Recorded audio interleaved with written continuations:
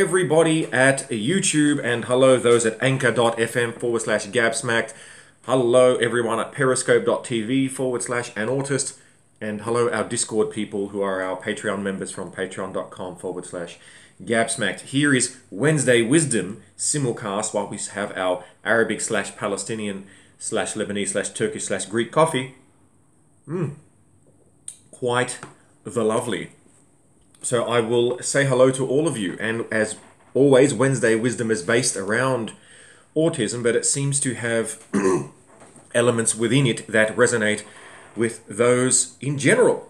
Isn't that great, how connected we can be as humans? For those on YouTube, you will notice in the background a photo of my late grandfather, also went by the same name of Gabriel. Let's continue Metal Balls. So, it dawned on me recently, of course, that it was a sad world in which I live, where I actually have to show people that I have remorse. Because for me, it's so obvious. And I'll give you an example. Someone with autism, for example, in general, will possibly and likely, if they were, it is Friday, that is correct. Sometimes we have exceptions. Welcome, Michael Lau, to Wednesday Wisdom on a Friday.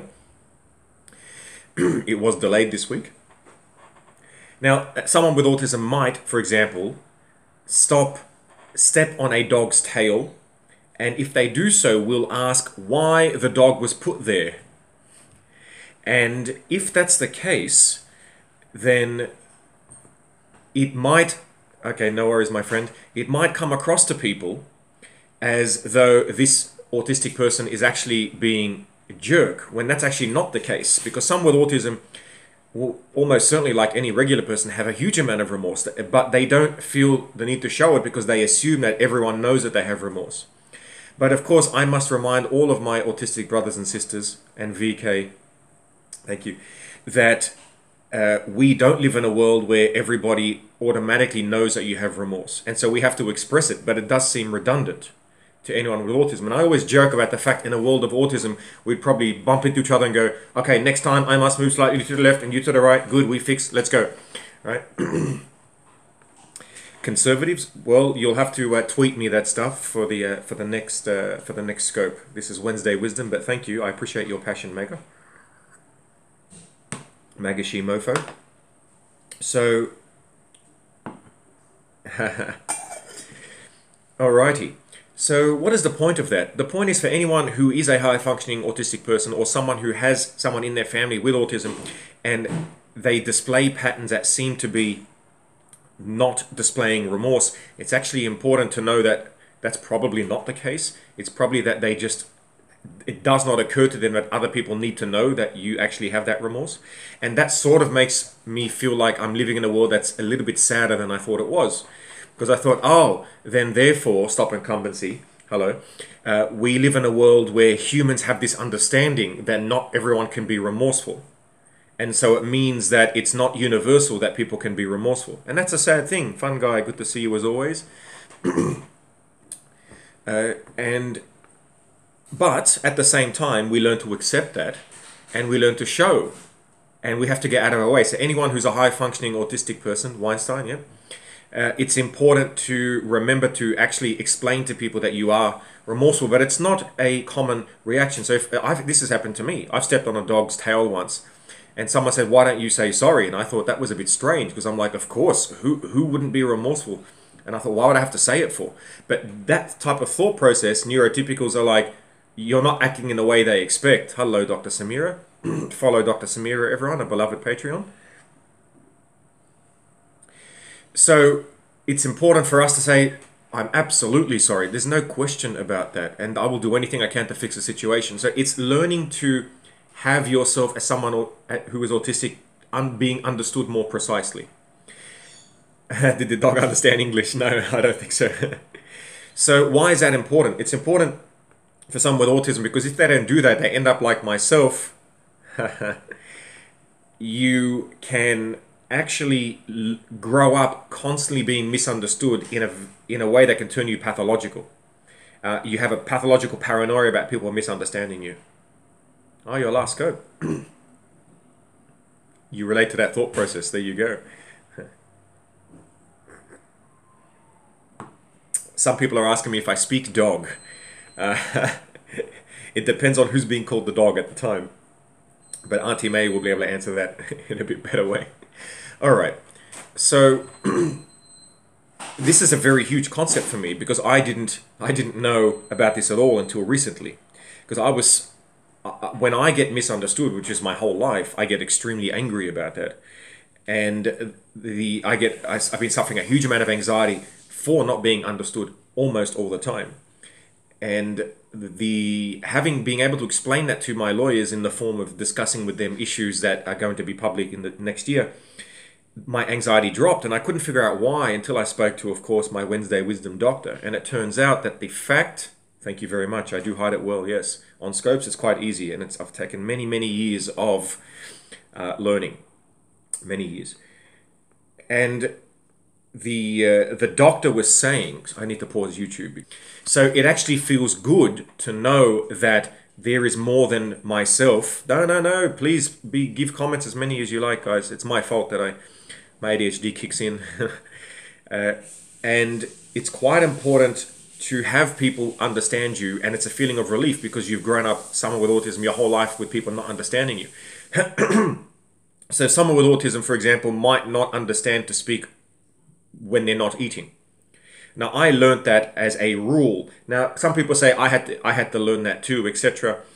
But what happens is that someone with autism in general, unless they're a savant or they write notes or something, will keep forgetting. Because it's not, when you're sitting in front of people, you're not aware of how you're coming across. That part of the brain somehow is not there. So you're constantly having to remind yourself to follow certain rules. When I'm in public, make sure I eat using the right hand, put the food into my mouth, make sure I chew a few times until it's the size of a bolus, which is a scientific term, and that I swallow, but my mouth stays closed. I do not open it and close it to make a sound. I make sure that there is a certain amount on my plate. It is not moved too quickly. I have to make eye contact, but it has to be 85% of the time. I'm constantly telling myself this so that I can try to map human behavior to not be misunderstood. And being misunderstood is a disaster because it leads you, if you've read the book, it leads to suicide. It leads to a huge amount of bullying. Right hand depends on if you're right or left-handed. In my case, yes, right hand. Good question. Okay. So I needed to believe, which was quite interesting, and this will be at the end of book 2, but my Wednesday Wisdom doctor, you use both, well done.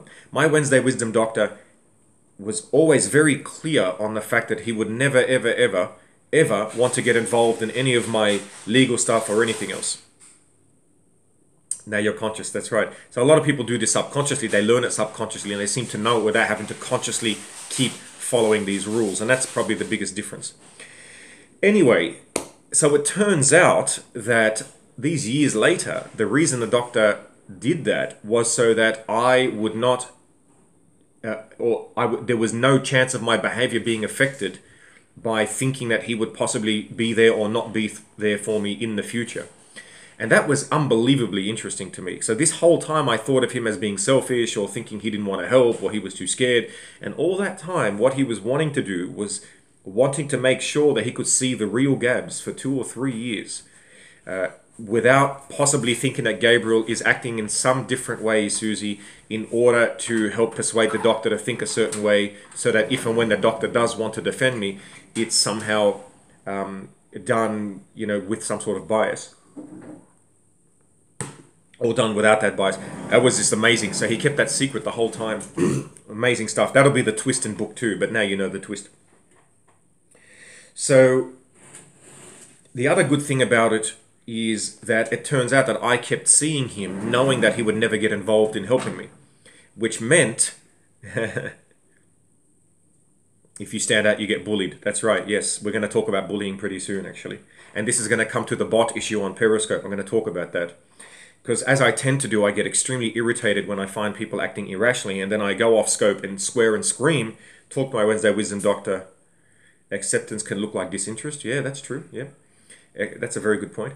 And now I've come back to scope to talk about it in a nice and peaceful way. Nonconformity, yeah, can produce great, delineate, say, people's parts or trajectories of method of thinking. and push people onto a path they would have not otherwise gone to. Stepping up and Saucy Mona Lisa, good to see you. So the beautiful thing was that I kept seeing this doctor, which meant I did it for me. And that's actually brilliant for myself, to know that I was not doing it for any other reason. And I can know that myself honestly, which was a great thing. All right, so the next thing is that the anxiety disappeared once I was able to share my story with my barrister and solicitor. And it's actually quite an amazing thing, because they misunderstood me for many years as well, trying to understand, why do you act this way? Why do you act that way? So for example, I'll give you an example.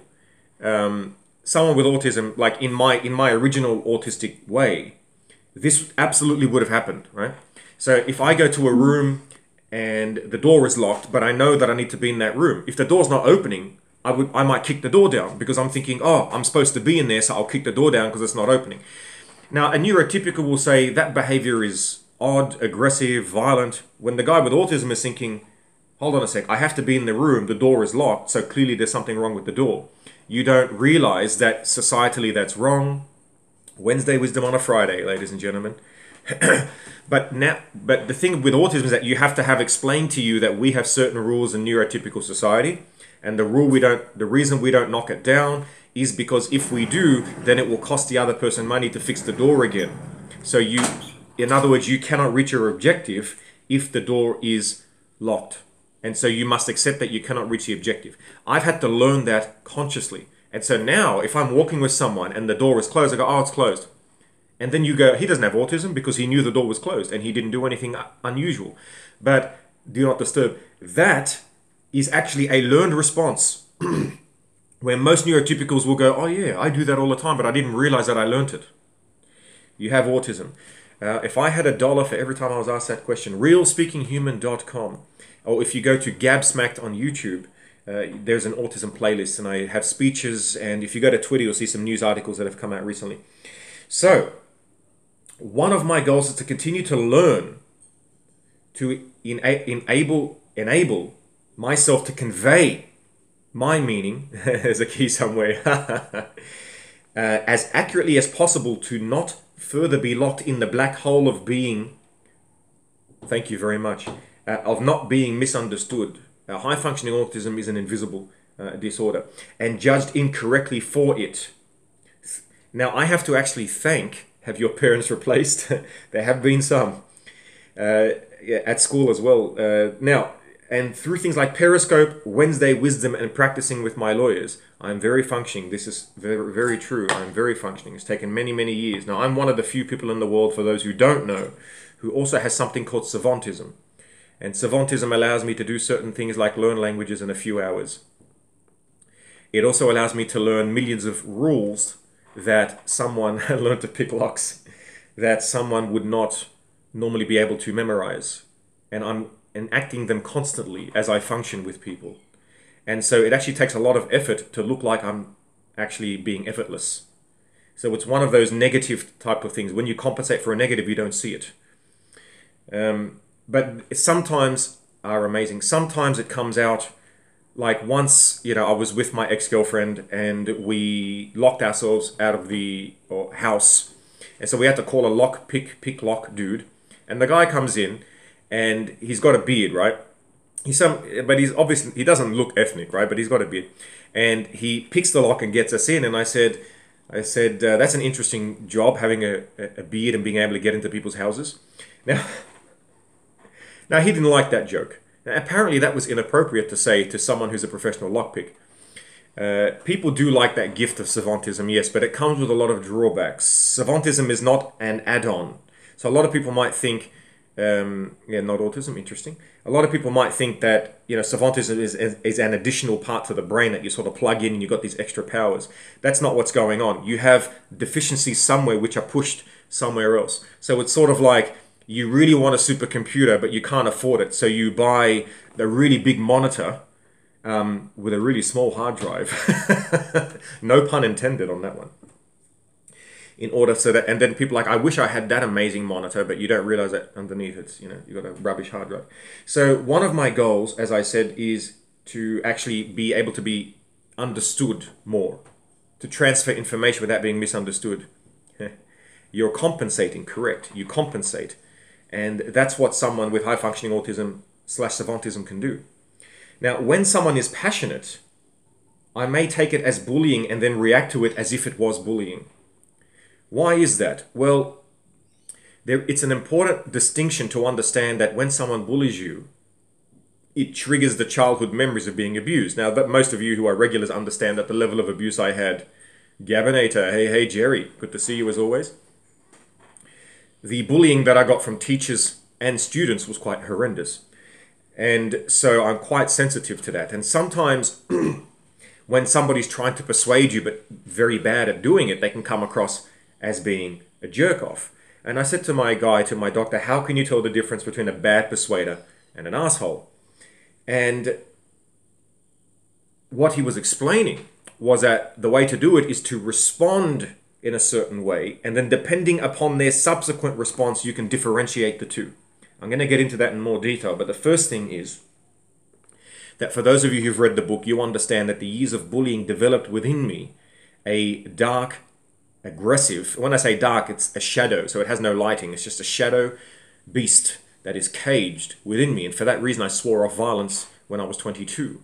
And you guys know I've been attacked multiple times since then, but I refuse to fight back because I don't want that thing to take control. So there has to come a point where we can integrate the two. We've got to integrate the monster and myself so that it is not always one or the other. Now, what actually happens is that I can develop a substantial amount of aggression towards a bully, which is why I tend not to react at all, right? That was something I developed many, many years ago, at 22, so 15 years ago. So how do you respond to someone who's being extra passionate?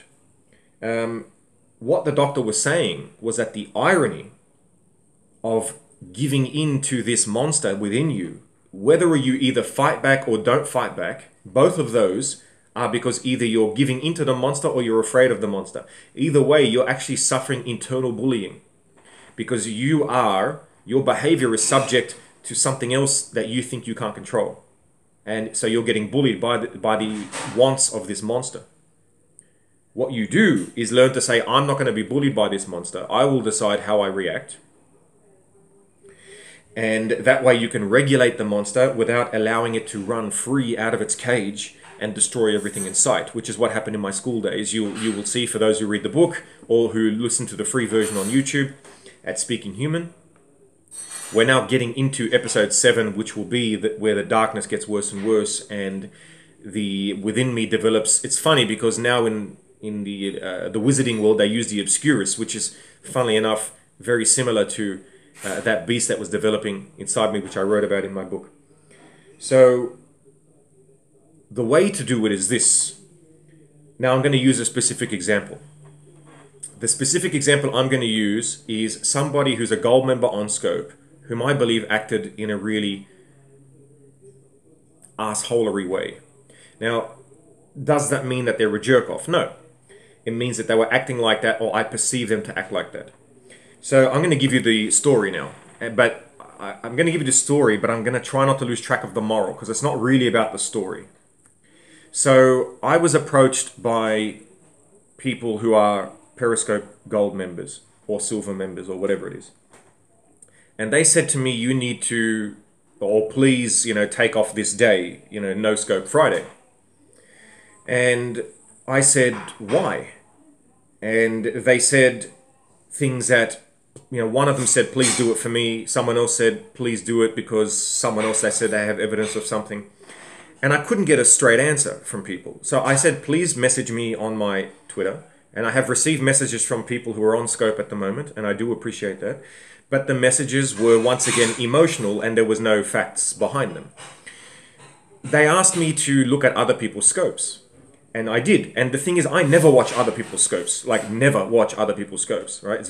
I might go in for 1 second to somebody, but people know that I don't do that. I just don't. I'm not interested. It's not my thing. I don't do it. I don't have time, etc., etc.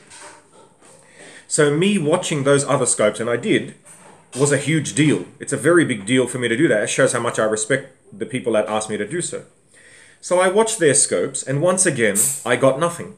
I got believe me because I'm a journalist, or believe me because I'm an ex-police officer. Now, I'm sorry, like I said before, I don't care if you're an ex-police officer, or an ex-priest, or an ex-Jesus Christ. I don't care who you are. I care about the message, not the messenger. Just because someone has credibility behind them. This is not a dick measuring contest. I'm a savant. Does that mean you should believe what I say? No, I don't ask that of people. Now, what ended up triggering me at the end was when the person said, "It's on you. Shame on you. It's on you." Now, to me, that's aggressive, and that's a form of bullying. So the irony is that some person was against bullying, but in fact, they're trying to bully me into being against bullying. Now, so I said, look, I did a scope. I listened to these people. I read what I could, and we all have many problems. So I decided. How did you go in your PERISCOPE? Unfortunately, just ad hominem attacks, which is normally the sign of someone who believes in something who has no evidence to back it up. That's normally what you would get in that case. Your S. Okay, I don't know if we'll wait for this person, Scepter, to say something intelligible. Otherwise, they're going to go. We'll wait for the next one. Alrighty. So, what is the point of this? Yeah. So what I decided to do was talk to my doc and say, how do you address this type of behavior? And my response is now this, which I thought was quite great. The doctor suggested I word it like this, and I've reworded it to make it my own. I get that people feel aggrieved for some reason, and if someone's view is to boycott, if they feel that boycotting something because they feel aggrieved is something they need to do, then I respect that right. And I value them, and I completely say that's a valid response, and I wish you all the best with that. But because I don't have the same experience, and I didn't have the same experience, and I couldn't get anything from people, and I asked and asked and asked, and I didn't get anything that convinced me, I'm going to have to do a Jew with Jesus and say, sorry, I'm not going to buy it. And so I know I don't want to piss people off, but I don't also want to be forced into doing something because other people are telling me to do it either. I won't accept that either. That's crossing the line. And so what I'm going to say to people is that, yeah, look, I'm always open to new information. Always, with anything, right? But if somebody wants to pass a moral injunction and say those who don't agree with them, it doesn't really matter the subject. It can be anything. So it could be the bot issue, it could be Christianity, it could be Islam, it could be politics. It doesn't really matter. The point is that if somebody wants to say, you can't behave this way, and if you do, shame on you, I say, I'm really sorry, but you're crossing a boundary there. And in fact, you trying to impose a moral injunction on other people is in fact the boundary you've crossed, and shame on you. So that's my response to someone who wants to do that. Now, if they are aware of what I just said and realize that what they did was an asshole move, and I still give them the benefit of that, I say, look, as a human being, I'm sure you're a lovely person, and maybe you didn't mean it that way. I would say, yeah, they might apologize and say, look, I didn't realize that I had that impression, blah, blah, blah. But if they double down on that behavior, then I think it's on them by everyone else. Yeah, no, and I love, like, you know, Samira, Michael Out, all you people are awesome, and you know, you clearly have been aggrieved of something, and I absolutely empathize with that. You know, it's no one wants to be aggrieved of anything. So what I did get was different information. So the person who was invoking shame, according to that person, without mentioning any names, there is one program apparently, and this program is used by some people to cheat themselves into making themselves certain members. Yeah, you get it all day. Correct.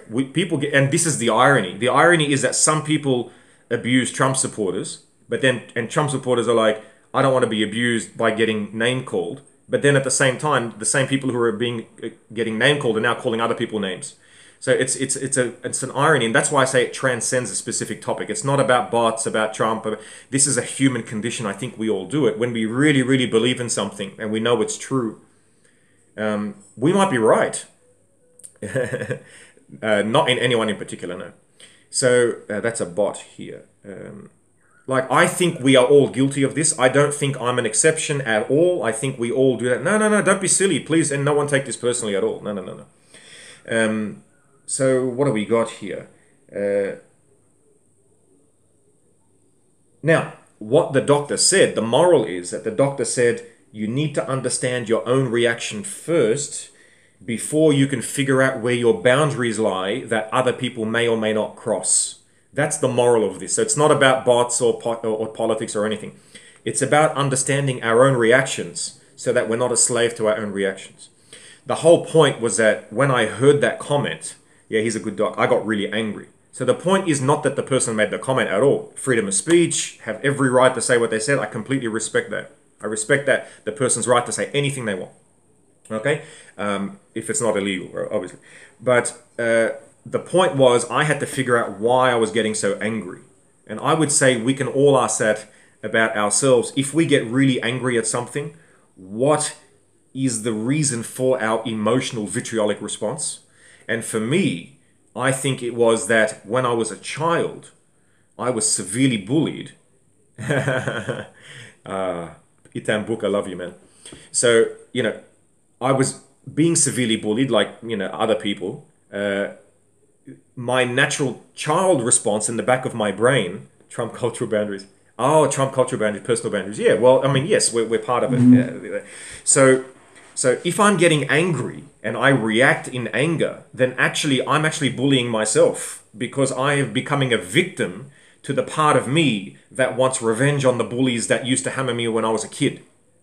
But instead, I become bigger than that, step outside and say, why was I getting angry? That part was the bullying. That part was being told what to do. Okay, let's separate them. And then my response becomes proportional to what they said. And so the response I give on scope is a response that people, as we just noticed, said, I like that reply. Because it's a response in proportion and it gives the benefit of the doubt. Autistic or bullied. Well, that's a very good point. So that's why at the beginning of the scope I said most of my Wednesday wisdoms, Helen, are around autism, but really they're not. They seem to resonate with everybody else. And I think it's because it's not about the autism, even though for me it is. Like in my case, the autism led to certain things, but for other people, other things would have led to them having their own issues. And it's about response to control. Yes, it's about transcending the issues. Whatever issues have led us to this point, as opposed to being victims to those issues. Hey, Natsuck, good to see you. So in other words, the point is that I could have gone on scope, and I almost did. I almost went on scope a couple of hours ago, and I was about to just hail abuse on people that try to invoke moral injunctions on people who don't agree with them. And I said, I refuse to go on scope when I'm angry. I'll call Boss Briggs, unleash my anger out with her so she can laugh her ass off. Because when I'm angry, I actually get really funny, apparently. But it's better when it's offline. And then I went to the doc, spoke about it. We went through all of this, come back and speak about it here. So there you go, to be victims of the issue. Correct. And I think that it's a much bigger thing than this particular case. I think this is a very good example of that. Now, so my understanding, as I said, now to quickly jump to the bot thing, injunctions, control dynamic, yeah. Yeah. So that was our Wednesday wisdom for today, ladies and gentlemen. That was great. So there seems to be different reasons with the bot thing.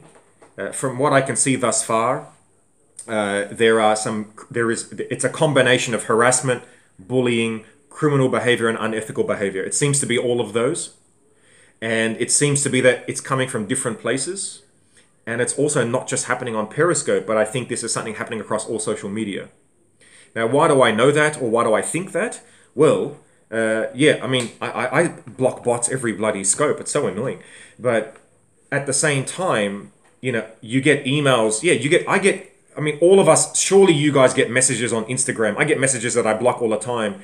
Yeah, control test, where someone says, I can get you followers, blah, blah, blah. And some other guy actually sold me followers, like 100 followers, but I ended up losing them all. Like, this was on Instagram like a year ago or something. And they were all fake. I didn't know that. I thought he actually would get people to come and subscribe. Turns out they were all fake. So I said, that's stupid. And then you get rid of it.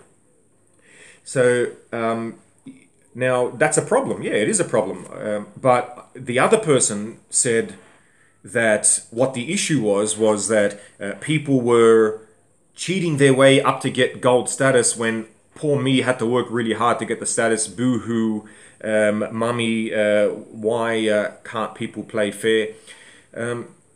Look, people don't play fair, and that's what I've come to learn, and there are many assholes everywhere, and this happens outside of humanity too. Will you get a non-alpha chimpanzee who tries to have sex with women behind the back of the alpha chimpanzee? Yes, and I think that this is just a more complicated version of the same thing thus far.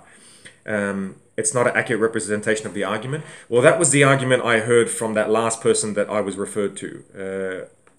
And it makes a mockery of your hard work.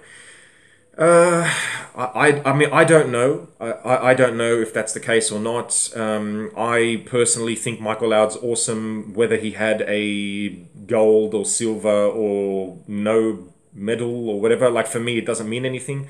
For other people, it might. I respect their right to be upset about it.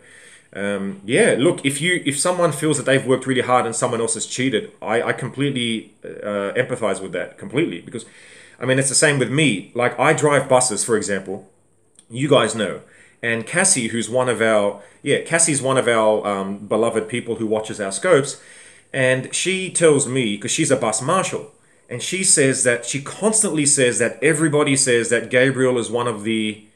yeah, no one takes you. Gabriel's one of the best drivers, and for me, I'm not even doing anything except what I was told to do. But apparently, as a bus driver, if you do what you're told to do, then you're in the top 1% of bus drivers. But I still get paid the same as other people who aren't doing any work. They drive their bus away into the corner, they wait for 10 minutes, they get a coffee, they delay, they get stuck in traffic deliberately. It doesn't matter if their passengers are delayed, they don't care because it means that they're getting paid to do less work. I didn't know this stuff, right? But now I know, and I just think they're disgusting, right? But they get paid as much as I do, right? And it's annoying, yes. So I get that. From that perspective, if that's a proper analogy, I get that. And I am upset for people who work hard, who have become gold members and have dedicated, you are conservative, or maybe you're a liberal. So, yeah, I get that. You know, what are you going to do in that case? I don't know. I don't know what to do. I mean, if you guys feel that what you need to do is to go on strike, well, I support your right to do that. If someone then says, I have to go on strike as well, and if I don't, then I'm a bad person, that's when I say, I'm sorry, but you need to...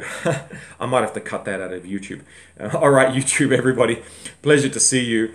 And until next time, don't forget to take life one smack at a time.